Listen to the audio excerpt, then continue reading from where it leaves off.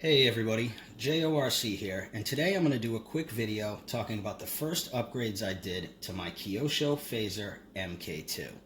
They include part FAW222, which is the carbon fiber front shock tower, part FAW226, which is the carbon fiber front bumper support, and part FAW223, which is the carbon fiber rear shock tower. So let's pop the body off and take a look.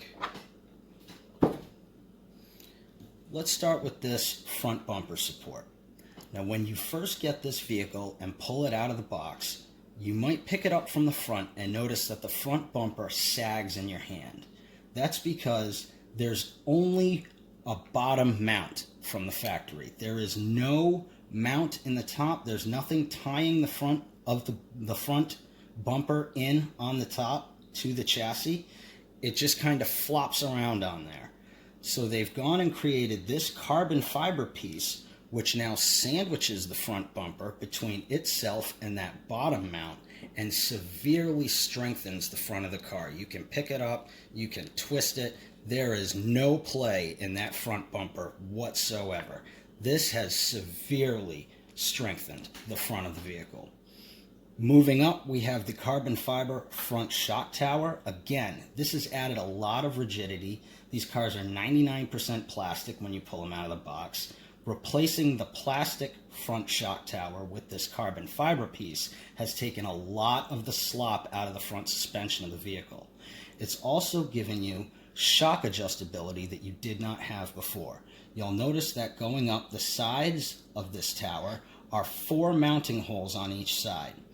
As you move your shocks up and out of that arc, you're going to increase your steering response. As you bring your shocks back in, it'll give you a more muted steering response. So depending on what you're doing with the car and how you want it to feel on the track or on the road, you can now use these holes to adjust your shocks and fine-tune your steering response.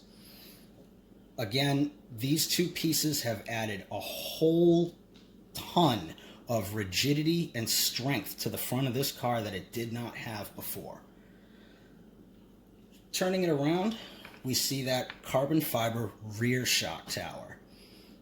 We've lost the plastic piece that came from the factory. We've replaced it with this much stronger, much more rigid tower. And again, we have the added adjustability up the sides. 4 holes on either side. As you move your shocks out, you'll get more steering response. As you move them in, you'll get a more muted feeling. Again, you can fine-tune depending on how you want the vehicle to feel.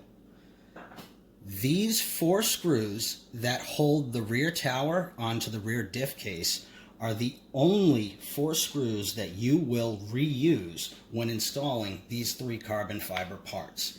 Everything else is going to go directly into the trash.